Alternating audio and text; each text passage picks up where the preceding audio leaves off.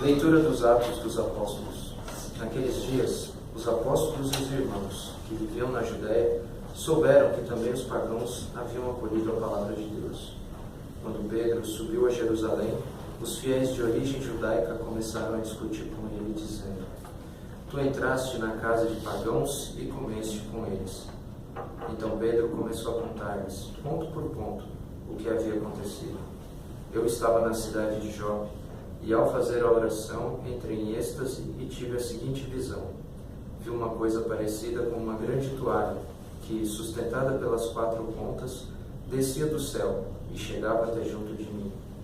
Olhei atentamente e vi dentro dela quadrúpedes da terra, animais selvagens, répteis e aves do céu. Depois ouvi uma voz que me dizia: Levanta-te, Pedro, mata e come. Eu respondi: De modo nenhum, Senhor, porque jamais entrou coisa profana e impura na minha boca. A voz me disse pela segunda vez: Não chames impuro o que Deus purificou. Isso se repetiu por 3 vezes. Depois, a coisa foi novamente levantada para o céu. Nesse momento, 3 homens se apresentaram na casa em que nos encontrávamos. Tinham sido enviados de Cesareia à minha procura. O Espírito me disse que eu fosse com eles sem hesitar. Os 6 irmãos que estão aqui me acompanharam, e nós entramos na casa daquele homem.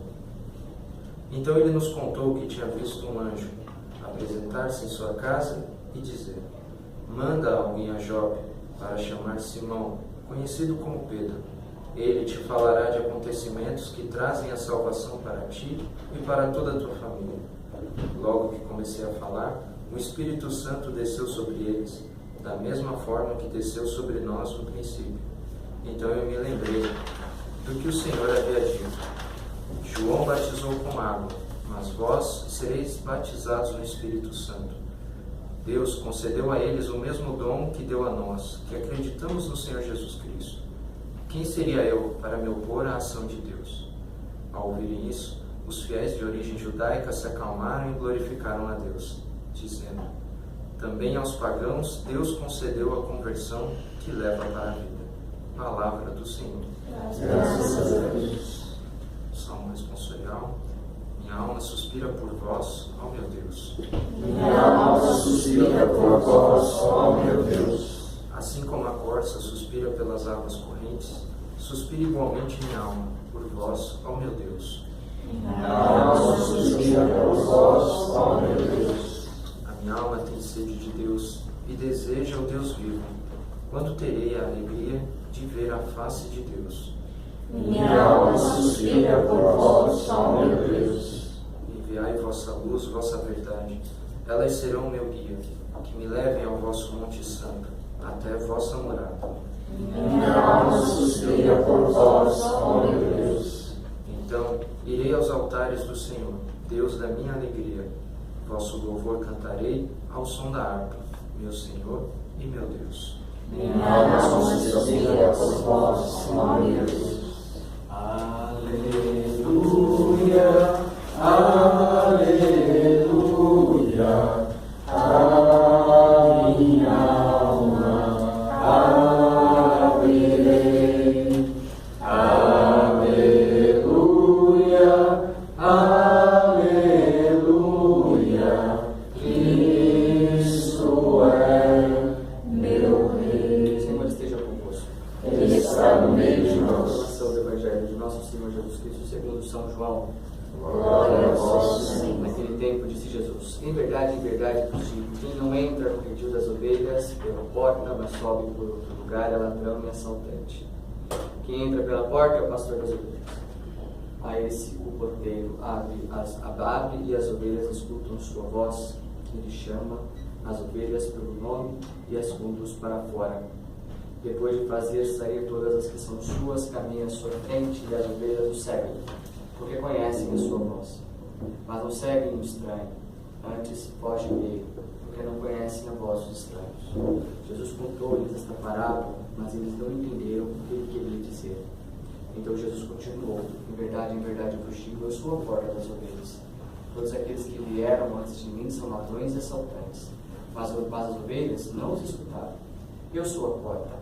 Quem entrar por mim será salvo. Entrará e sairá e encontrará pastagem. O ladrão só vem para roubar, matar e destruir. Eu vim para que tenham vida e a tenham em abundância. Palavra da salvação. Glória a vós, Senhor. Em nome de nosso Senhor Jesus Cristo. Agradecido seja louvado. A meu ver, não tem como ouvir a primeira leitura em que Deus oferece para ter uma visão e dizendo, come, né? Aqueles animais todos eram vistos para os judeus como animais impuros. E Pedro resiste, não passarás pelas minhas bocas nada de impuro, como se ele fosse mais santo que o próprio Deus, né? Como se Deus pudesse oferecer alguma coisa de impuro para ele. E aqui me ecoa aqui a literatura de Isaías, que muito influenciou o Novo Testamento, o rei Acaz, né? Que também Deus fala para ele, me pede um sinal que provenha do céu e da terra, e jamais tentarei o Senhor. O Senhor está pedindo.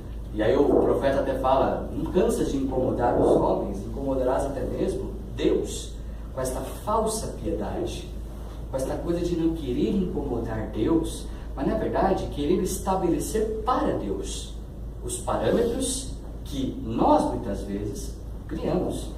Entrando aqui na filosofia de Feuerbach, um ateu por sinal, às vezes a gente projeta um Deus que é, na verdade, Ele, a nossa imagem e semelhança. Não é o contrário. Não é a gente que é a imagem e semelhança de Deus. A gente às vezes cria uns determinados demiurgos, né? Uns deusinhos de segunda categoria, que nada mais é do que uma projeção nossa. Que esse Deus, muitas vezes, que nós estamos vivenciando com os outros, às vezes não existe. Só existe na nossa cabeça.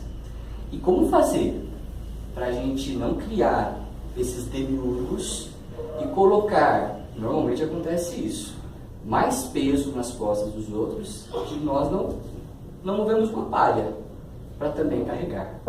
São aquilo que Jesus chama de hipócritas, né? Jesus suportou todos os pecados do mundo, prostituta, demoniado, corrupto, Mateus mesmo, né? Cobrador de imposto, que é o atual político de hoje, né? Quem cobra imposto é o político. Mateus fazia esse papel lá no templo de Israel, mas hipócrita não. Hipócrita, Jesus associou hipócrita com uma raça de víbora. Víbora é um tipo de serpente. E falar serpente para um judeu, automaticamente lembra do quê? Gênesis. A serpente. Aquela que é astuta. Que é a primeira a criar uma imagem de Deus que não existe.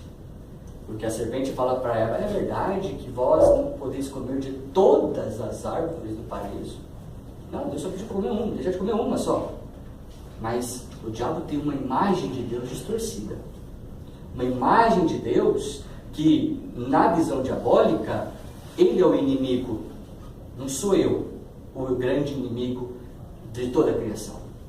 Então, como faz para a gente não criar essa imagem de um falso Deus, revestido de uma piedade muitas vezes muito superficial, e que isso vai tendenciar nos nossos relacionamentos? Temos que passar pela porta.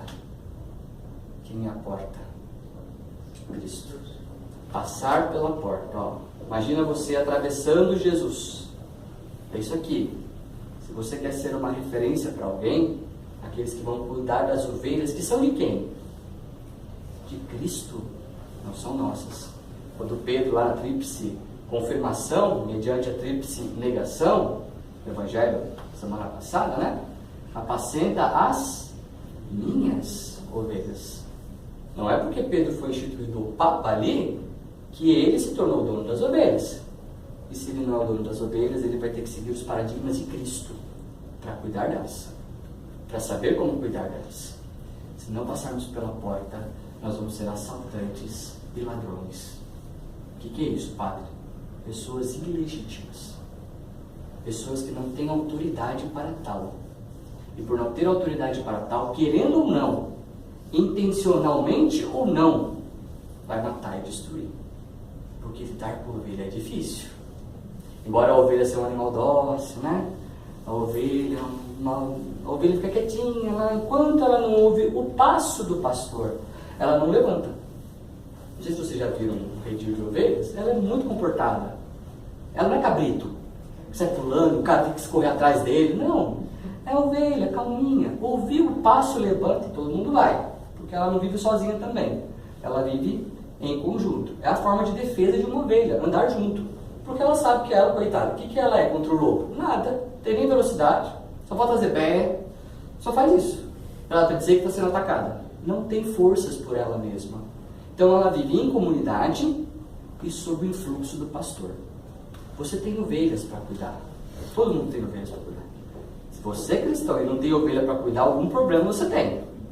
O Senhor sempre nos outorga esta responsabilidade. Responsabilidade que é dele e não nossa. É nisso que a gente às vezes acaba se perdendo. É nisso que a gente acaba muitas vezes caindo numa situação de profunda complicação com as nossas ovelhas. Nós temos que entender que elas são de Cristo. E para então cuidarmos dela como Cristo quer que cuidemos, nós precisamos ser em primeiro lugar a ovelha de Cristo.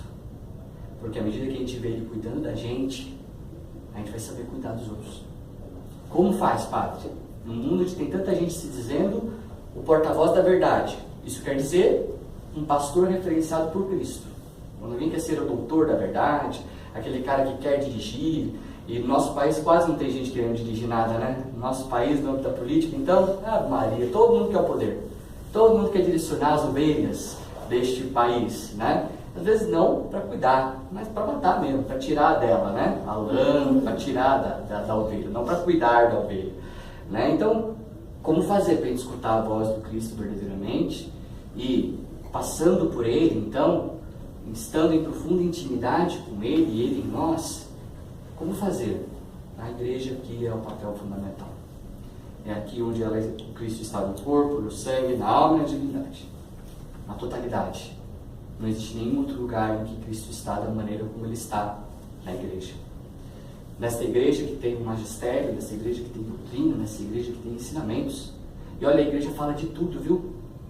Fala de tudo, desde programas nutricionais até coisas mais complexas, como a questão mesmo da política, da sociedade. O Papa Francisco mesmo, nas homilias que ele faz diariamente, a carta, a Mãe Letícia, que agora está falando, né, da família, a igreja fala de tudo. É uma senhora de 2000 anos. Já viu muita coisa acontecer nessa vida.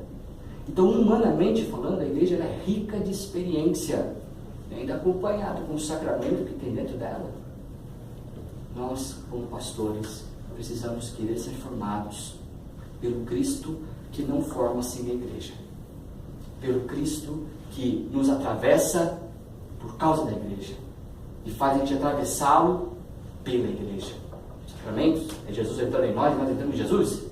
Se não tivesse igreja, à medida que nossos anseios pela igreja aumentarem, melhorarem, nós vamos viver essa experiência de conduzir as ovelhas como se deve, com a justa firmeza e com a docilidade eterna, que vai fazer com que a misericórdia, a grande obra de misericórdia, que é corrigir o próximo, se faça de uma maneira sadia e que leve os outros à santidade.